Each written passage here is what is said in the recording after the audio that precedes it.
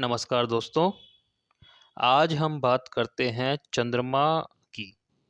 चंद्रमा को सनातन ज्योतिष में इतना महत्वपूर्ण स्थान क्यों प्राप्त है? क्यों चंद्र राशि और चंद्र नक्षत्र को सबसे पहले देखा जाता है? इन्हें हम कुछ उदाहरणों के माध्यम से समझने की कोशिश करेंगे। देखिए, एक मछली होती है सैल्मन। आई थिंक सब लोगों ने सुनी होगी सैल्मन मछली। ये एक ऐसी मछली होती है जो ताजे पानी में ही पैदा होती है, लेकिन जैसे जैसे ये बड़ी होती जाती है तो महासागर की ओर चली जाती है जहाँ खारा पानी होता है। और जब दोबारा प्रजनन की बात आती है तो फिर से ताजे पानी की ओर चल देती है। अब आप पूछेंगे कि इसमें कौन सी नई बात है? इसमें नई बात यह है कि ये वही ताजा पानी और वही स्थान होता है जहाँ वो खुद पैदा हुई थी। एक कमाल की यादाश्त की बात हो रही है। एक गजब अतीन्द्रिय शक्ति की बात है कि वही स्थान ढूंढना जहां जन्म हुआ था। अभी तक जितने भी रिसर्च इस बात पर हुए हैं वो यही कहते हैं कि चंद्रमा की सहायता से ये मछलियां अपने उद्गम स्थल का पता लगा लेती हैं। कुछ मछलियां समुद्र के किनारे पर अंडे देती हैं क्योंकि उन्हें पता होता है कि जब तक हम यहाँ आएंगे तब तक कोई अंडा खराब नहीं होगा। मतलब उन्हें लहरों की इतनी सटीक कैलकुलेशन होती है कि कोई भी अंडा आज तक हजारों साल से या लाखों साल से खराब नहीं हुआ। जब वैज्ञानिक खोज हुई तब भी यही बात पता चली कि इन्हें चंद्रमा से सहायता मिलती है। ऑस्ट्रेलिया की एक मछली है क्लीनर रॉस, जो इनसे भी ज्यादा आगे निकल गई। इन मछलियों का अपना ही एक हरम होता है जहाँ 6 मछलियाँ फीमेल होती हैं और एक मेल मछली होती है। और जब इस हरम में मेल मछली मर जाए तो उन्हीं फीमेल मछलियों में से एक मछली मेल का रोल प्ले करने लगती है और अपनी आंतरिक शक्ति को इतना बढ़ा देती है कि थोड़े दिन में उसके अंदर से मेल मछली वाले ही अंग निकल आते हैं। इन्हें आप गूगल करके सर्च भी कर सकते हैं। ऑस्ट्रेलिया की ग्रेट बैरियर रीफ इसका नाम है। ठीक है ना? तो फीमेल मछली अपने आप ही मेल मछली बन जाती है। इसमें भी वैज्ञानिकों ने यही बताया कि चंद्रमा की वजह से अपनी आंतरिक शक्ति को ये डेवलप कर लेती हैं किसी पर्टिकुलर तिथि को और किसी पर्टिकुलर नक्षत्र में। जब एक छोटी सी मछली इतना सब जानती है कि जो हमारी नेचर है, हमारी प्रकृति है, उसका क्या स्वभाव है, तो इंसान को भी कभी ना कभी ये पता रहा होगा। चंद्रमा पृथ्वी पर मौजूद हर चीज पर अपना असर डालता है, चाहे वो जीव जंतु हो चाहे इंसान। यहाँ तक कि चंद्रमा की हर एक कला अपना खास असर छोड़ती है, जिसे ज्योतिष में नक्षत्र बोला जाता है। महिला हो या पुरुष चंद्रमा से बराबर प्रभावित होते हैं, लेकिन जो फीमेल होती है वो थोड़ा ज़्यादा प्रभावित होती हैं। इसका एक कारण है कि जो महिलाओं का खून होता है वो पुरुषों के मुकाबले पतला होता है और चंद्रमा की कला उसे और पतला कर देती है। एक खास चक्र पर जैसे जैसे चंद्रमा 27 नक्षत्रों की यात्रा पूरी करता है और 28वें दिन एक नया चक्र शुरू हो जाता है, वहीं पे महिलाओं का मासिक धर्म शुरू हो जाता है। यहीं पर वो सीक्रेट छुपा है, गूढ़ रहस्य छुपा है कि भविष्य यहीं से बनेगा। क्योंकि एक महिला की फर्टिलिटी, प्रजनन क्षमता उसके मासिक धर्म पर निर्भर करती है। यानी पृथ्वी के ऊपर जो जीवन चल रहा है उसमें चंद्रमा का भी योगदान है। और पुराने ज्योतिषी इस बात को बहुत गूढ़ तरीके से जानते थे। अंग्रेजी का एक शब्द है ल्यूना, और ग्रीक में इसे लूनर बोला जाता है, हिंदी में इसे चांद बोलते हैं। आपको पता है चंद्रमा से प्रभावित व्यक्ति को क्या बोलते हैं? लुनैटिक, जो कि लूनर शब्द से ही निकला। हिंदी में इसे चांद मारा बोलते हैं। ठीक है ना। अब पागल भी दो तरह के होते हैं, एक वो जो डिप्रेशन से पागल हो गया हो, एक पागल वो लोग होते हैं जो नेचर के कोई सीक्रेट जान चुके हों। सीक्रेट तो जान गए माइंड में, लेकिन उनकी बॉडी उस तरह से उनको नहीं ले पा रही, तो वो अलग तरीके से जीने लगते हैं। ये शब्द 3000 साल पुराने हैं, लूनर। अब समझिए कि 3000 साल पहले भी एक वर्ड था लुनैटिक, यानी चांद मारा। यानी 3000 साल पहले भी ज्योतिषियों को पता था कि कोई व्यक्ति अगर पागल हो रहा है तो उसमें चंद्रमा की अवस्था, यानी उसकी व्यक्ति की जो खुद की जन्म पत्रिका है उसमें चंद्रमा की अवस्था का योगदान है।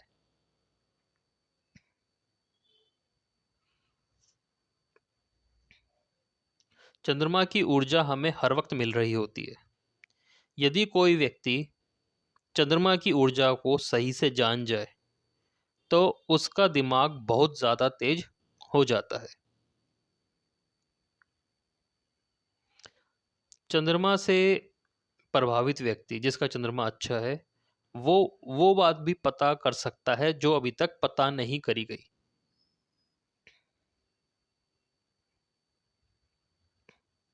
जब भी कोई इंसान अपने साथ कुछ करना चाहता है, अपनी ज़िंदगी में कुछ करना चाहता है, तो उसे अपनी चंद्रमा की स्थिति जान लेना बढ़िया रहता है। जन्म कुंडली में चंद्र राशि, चंद्र नक्षत्र, नक्षत्रों के अक्षर, उनके अंग, अगर इसकी समझ इंसान को आ जाए और वो उनको फॉलो करना शुरू कर दे तो आंतरिक रूप से उसका विकास जरूर होगा। और उसकी जो देखने की ताकत होगी, चीज़ों को समझने की जो ताकत होगी, वो नॉर्मल इंसान से ज़्यादा होती है। हिंदू धर्म में चंद्रमा की विभिन्न स्थितियों, जिन्हें हम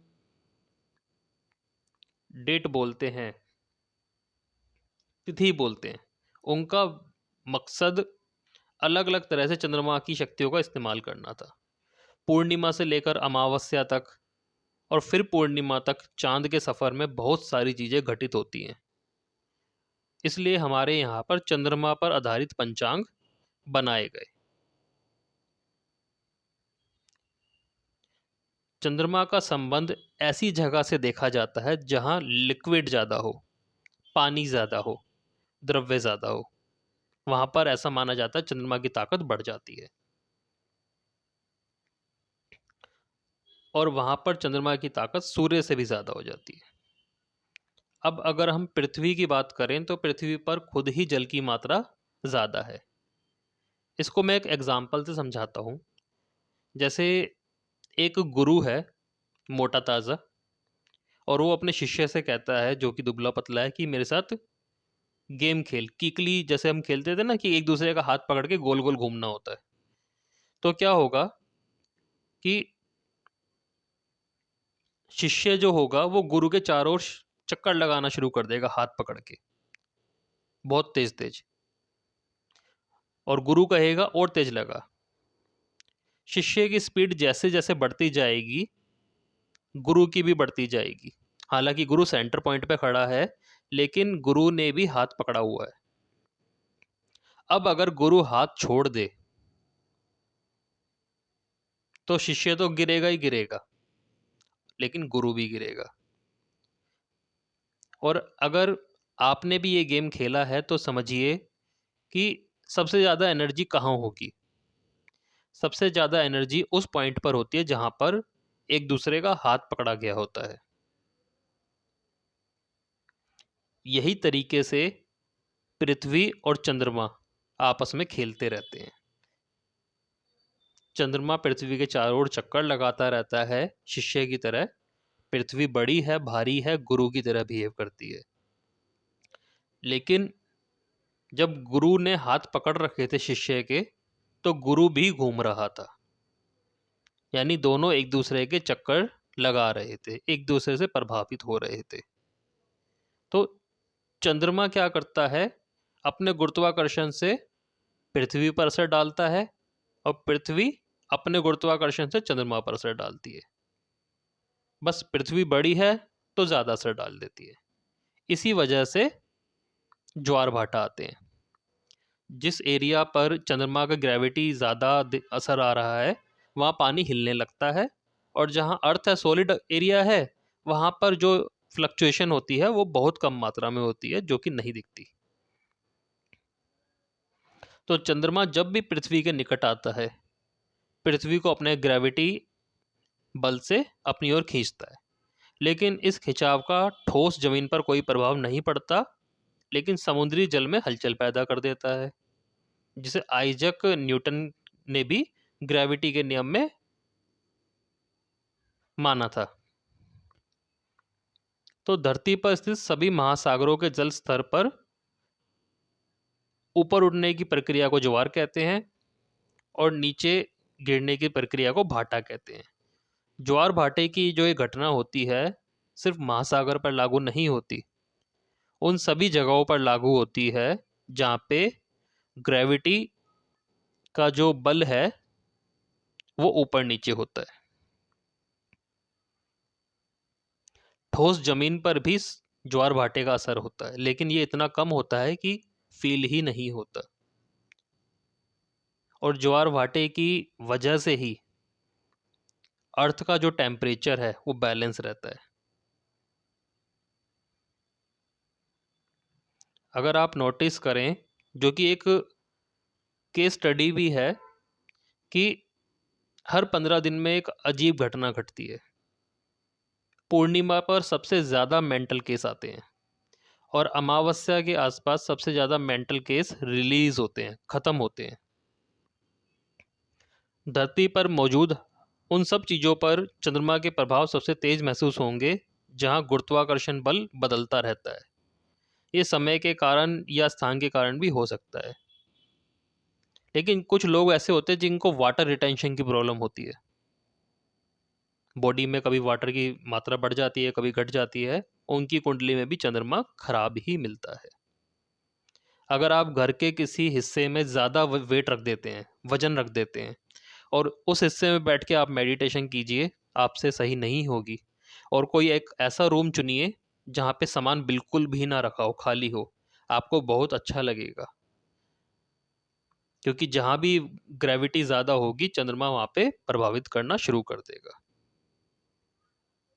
तो चंद्रमा एक बेहद रोचक ग्रह की तरह काम करता है। अगर व्यक्ति इसे समझकर अपने ऊपर अप्लाई करे, तो वो एक बारी में कई सारी किताबें पढ़ने की ताकत रखता है। उसकी दिमागी क्षमता इस तरह की बढ़ जाएगी।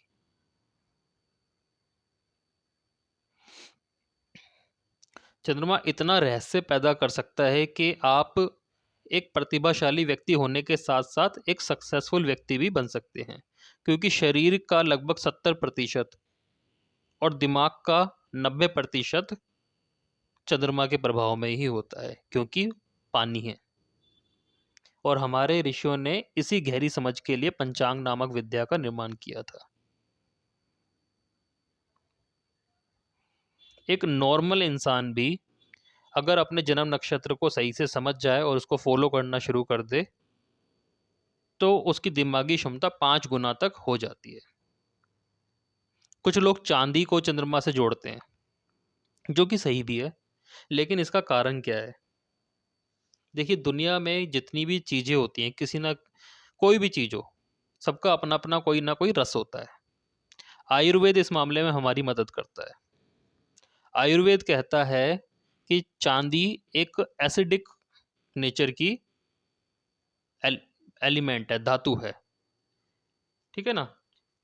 अब जब कोई व्यक्ति एसिडिक फूड खाता है, तो उसका जो ब्रेन है सबसे ज़्यादा एक्टिव होता है, ज्ञानेंद्रियों को सबसे ज़्यादा सशक्त बनाता है, पावरफुल बनाता है एसिड। ठीक है ना, जितना भी फूड हम खाते हैं उनको निगलने में हेल्प करता है, और गीला करना और डाइजेशन बिना एसिड के नहीं हो सकता।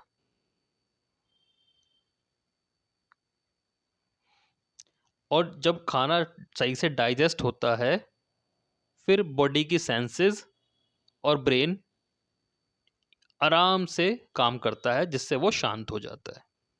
इसलिए चांदी को चंद्रमा से जोड़ा गया। हालांकि कुछ लोग ये भी शिकायत करते हैं कि चांदी का पानी पीने से उन्हें एसिडिटी हो जाती है, जो कि सही भी है।